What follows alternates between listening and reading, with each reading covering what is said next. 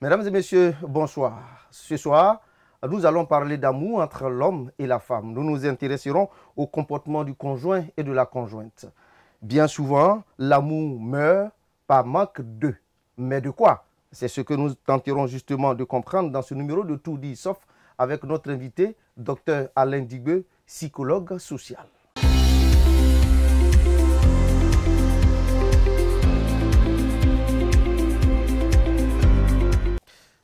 Bonsoir docteur. Bonsoir. Merci d'avoir accepté notre invitation. Quelles sont les bases d'une bonne et vraie relation amoureuse? Ok. À vous écouter, il faut d'abord faire une différenciation des thèmes, des concepts que vous donnez. Concernant la bonne, lorsqu'on parle de bonne, on peut faire allusion à tout ce qui est solide. À tout ce qui est solide. Et lorsqu'on parle de vrai, on peut faire allusion à tout ce qui est honnête. Tout ce qui n'est pas relatif à l'hypocrisie. Voilà un peu la différence entre ces deux concepts que vous venez de relater concernant l'amour. Maintenant, qu'est-ce qui fonde les bases? Il faut comprendre que les bases, vous avez bien dit, en disant les bases, pour dire que ce n'est pas une seule base. Ce qui solidifie, ce qui donne la valeur même à l'amour, il faut d'abord comprendre qu'il y a plusieurs choses. Il y a la confiance qui existe entre les deux individus. Il y a la communication, qui est la chose la plus importante. Il y a aussi, il faut apprendre à avoir un esprit pauvre. Je m'explique. L'esprit pauvre, c'est quoi? C'est quelqu'un qui ne cherche pas à connaître mieux que son conjoint ou sa conjointe. Tout ça pour apprendre de lui, c'est que la personne ne comprend pas. Et il faut être quelqu'un qui est ouvert d'esprit. Il faut être vraiment ouvert d'esprit. Dans l'amour, il faut avoir cette particularité-là d'accepter l'autre malgré ses défauts. Si on n'apprend pas à accepter l'autre malgré ses défauts, ça sera vraiment un problème dans le foyer. Et voilà un peu des définitions succinctes que je peux donner concernant l'amour dans le foyer, les bases.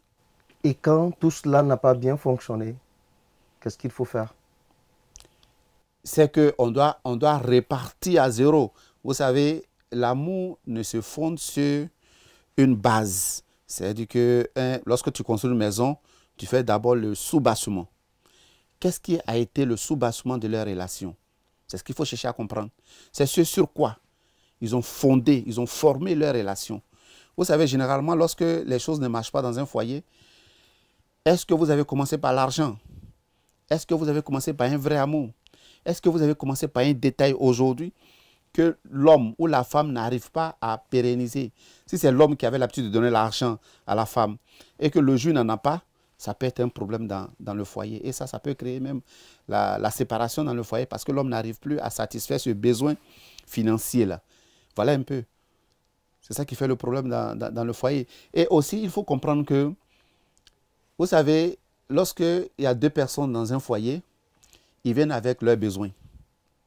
Comme je le dis, la femme peut venir, avant de connaître l'homme, il peut avoir une activité sexuelle active. Il a connu plusieurs hommes, plusieurs personnes, avant de connaître l'homme. Et l'homme, par contre, c'est quelqu'un certainement qui a une éducation peut-être catholique, une éducation évangélique, où il n'a pas cette relation sexuelle active. S'il arrive à avoir une relation sexuelle une fois dans la semaine ou une fois les 2 semaines, il est satisfait, il a rempli ce besoin. Alors que la femme, elle n'est pas dans cette prédisposition-là, physiologique. La femme peut être une personne qui est sexuellement active, c'est-à-dire dans la semaine, elle a besoin de 5 ou 6 relations sexuelles. Ça, c'est seulement lorsqu'on fait une fois. Mais si c'est quelqu'un qui veut faire 2 fois dans la même journée, vous voyez que l'homme qui n'est pas habitué à cela peut voir cela comme vraiment quelque chose qui ne le sied pas. Et ça peut créer un blocage, une cassure et vers la fin, une séparation. Le petit détail est important. Justement, parce que l'homme n'arrive pas à vraiment s'accommoder à ce rythme de vie-là. Dans son passé, dans son enfance, ce n'est pas comme ça qu'il a été éduqué. Donc ça peut être un problème pour la femme ou pour l'homme. Tout dépend de quelle éducation les deux ont reçue. Surtout au plan biologique, surtout au plan sexuel. Moi, je suis une femme, je vais avoir des relations, mon homme refuse, je ne peux pas supporter, j'ai besoin de ça, il ne peut pas me donner, je ne peux pas supporter. Au début, il le faisait.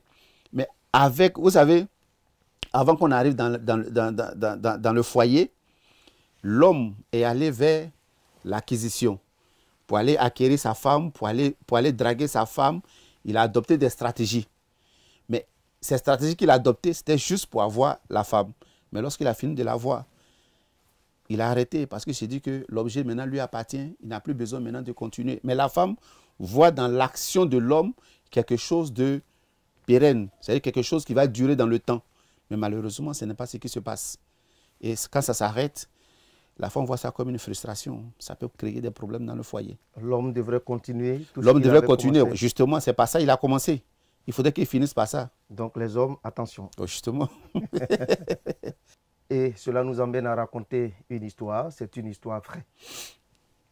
Après 15 ans de vie et de couple, dont 10 ans de mariage légal et 3 enfants, l'épouse décide de quitter le foyer, causant une dépression chez l'homme.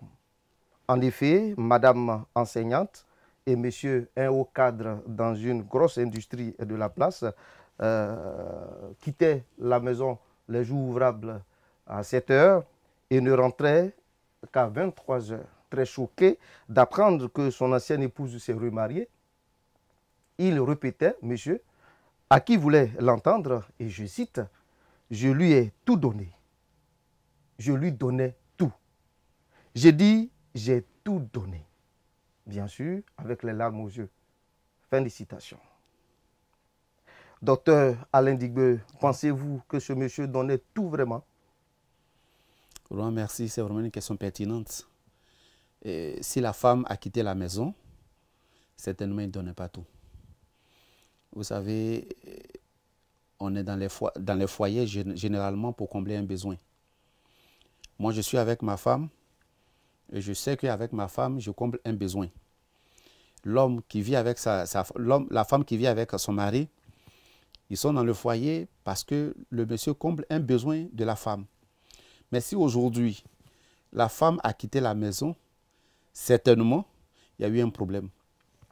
On a ce verbatim-là, généralement, lorsque on nous pose des questions et lorsqu'on est confronté à ce genre de situation, on a cette tendance de dire que j'ai tout donné.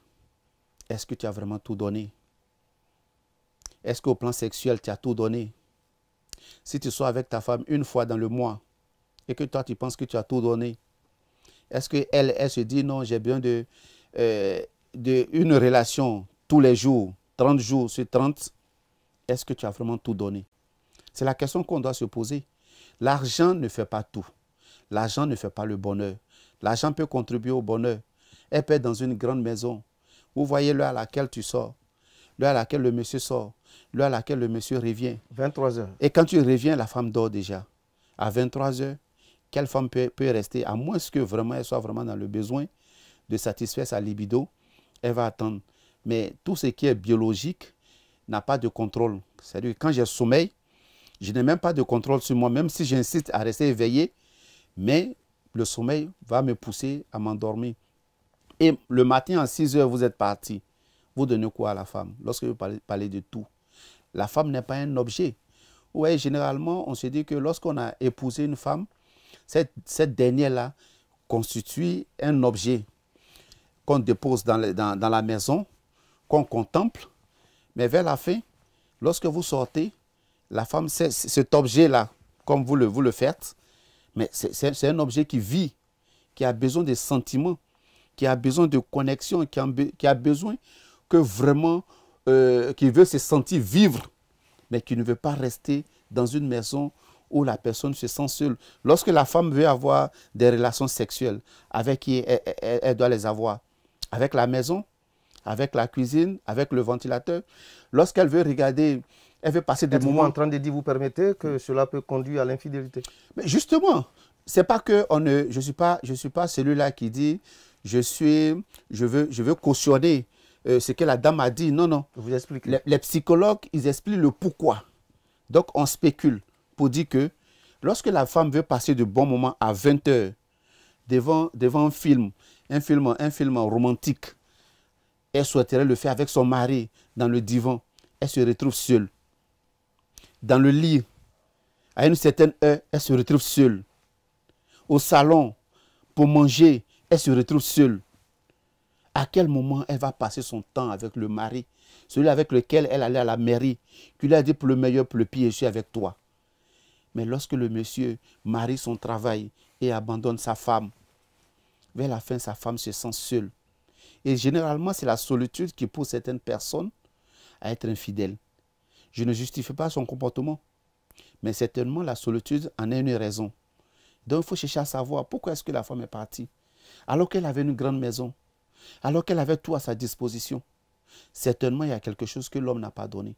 Et quand le monsieur dit « je donne tout », je le dis que son tout n'a pas d'été. C'est vrai, il donne tout sans thé. C'est-à-dire qu'il ne donne pas tout dans sa globalité. Malheureusement, la femme a besoin de son mari. La femme veut sentir son mari. La femme veut vraiment être avec son mari. Pour dire que je vis aussi, je partage. Lorsque la femme a des problèmes, comment ça s'appelle, hein? Des problèmes émotifs, à qui est-ce qu'elle les explique? Lorsqu'elle se sent blessée au travail, lorsqu'elle se sent humiliée au travail et qu'elle vient pour chercher une oreille attentive, à qui est-ce qu'elle explique tout ça? Très bien, mais il peut y avoir aussi un élément important, la façon de donner. Oui, généralement, vous voyez, vous avez planté un décor d'une différenciation catégorielle. Ça veut dire quoi?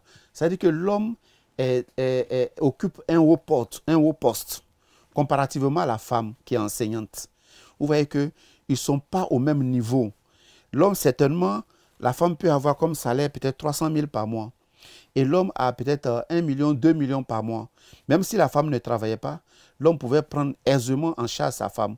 Pour dire que l'homme va vouloir dominer sa femme sous prétexte qu'il a les moyens qu'il faut pour avoir le contrôle sur sa femme. Mais quand il dit qu'il donne tout, certainement, il fait allusion aux biens matériels, à l'argent, à la prise en charge des enfants et tout ça. Justement, c'est ça le problème dans les foyers.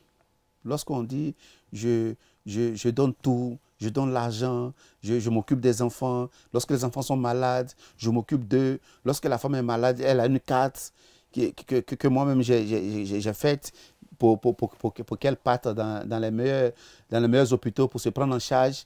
Mais la vie conjugale, ce n'est pas ça. Malheureusement, les gens ne comprennent pas. La vie conjugale, c'est les émotions. C'est les émotions. La femme cherche à sentir son mari d'une manière ou d'une autre. Elle veut rire avec quelqu'un. Vous savez, lorsque vous êtes dans un couple, les relations que je partage avec mes enfants, ce ne sont pas les mêmes relations que je partage avec mon mari, avec ma femme. Il y a des sujets avec lesquels je peux échanger avec mes enfants. Ça se limite au plan infantile. Mais quand il s'agit des sujets adultes, avec qui je les partage? Avec qui est-ce que les partage?